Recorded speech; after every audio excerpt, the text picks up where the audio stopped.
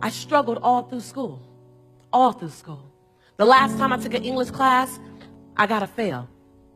And my English teacher said, Lisa, you have to be the weakest writer that I've ever met in my entire life. I recommend you get a desk job and you never speak in public. I look at my life, and for 18 years, I wouldn't touch a microphone. I wouldn't do anything near speaking. As much as I love speaking, I was afraid, say afraid. I was afraid of being judged. And this conversation today is about confronting your fear. Confronting your fear. And I remember for years I wouldn't speak. People would say, God, you should be a speaker. I said, no. My teacher told me. My teacher said I shouldn't speak in public. And he's a speech teacher. He knows better. And so I got a job in accounting. I was horrible at it. I was in collections. I want to be liked too much to be in collections. Like, my ultimate goal is that people love me.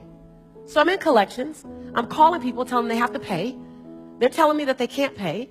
My child is in college, I can't pay. And I go, oh, okay. Well, you know what? Since you can't pay, and I know you can't pay because I believe that story is a good story, I'm going to do you a favor. I'm not only going to zero your balance out, I'm going to take you off the list. So my supervisor calls me into the office, and she said, Lisa, what do you want to be when you grow up? I was about 23. I said, I thought it was a test of my commitment to the company. I said, I want to be the best accounts receivable manager ever. And I swear I saw her cringe. And she said, I don't know. She says, I give you a list of 120 people to call, and when I get it back, there's like 89. I don't know what's happening. I said, oh, don't worry, I'm doing you a favor. I'm taking off everyone who can't pay. She says, people are asking for you when they call. I said, I aim to please. Yes, yes? She said, this is a collection company. They shouldn't be asking for you.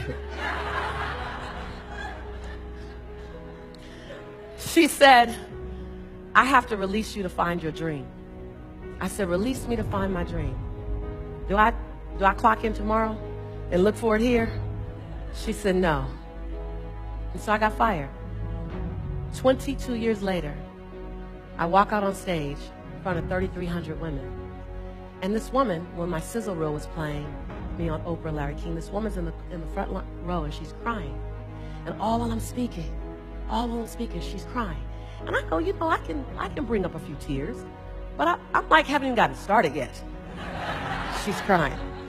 I don't know. So then afterwards, I'm signing autographs, about 280 people in line. I'm signing autographs, and she's crying the entire time. And after about 70 autographs, I go over to her and I said, excuse me, ma'am, you've been crying for like 2.5 hours. Why are you crying? She said, because 22 years ago, I released you to find your dream, and you found it. That was the same woman who fired me. Yes, yes? Let me tell you something. Some of your fears come out of something someone said about you. Some of your best motivation came wrapped in sandpaper.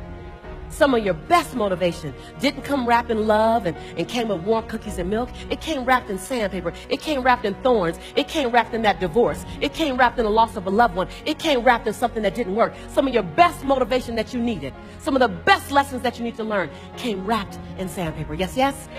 Yes, yes? Your job is to take the information, to take the lesson, and to take the opportunity and use it to fuel you, not make you afraid. In climbing over my fears, in climbing over my discouragement, in climbing over my issues, in that, I'm perfect for you. And so there's not one thing you can be afraid of that doesn't make you perfect for us. Not one thing.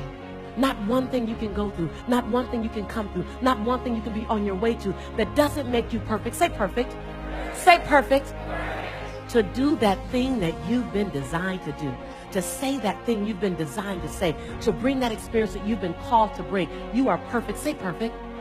In your imperfection. Say imperfection.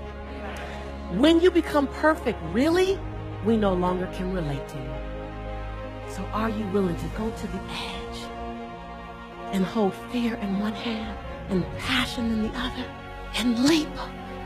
I want you to repeat after me, but I want you to understand that these are not my words, these are your words.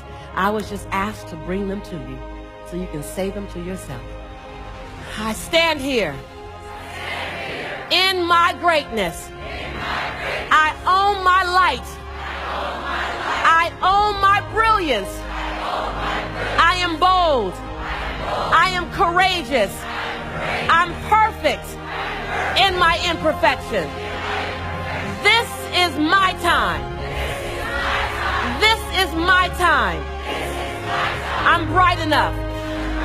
I'm old enough. I'm young enough. I've experienced enough. I'm wise enough.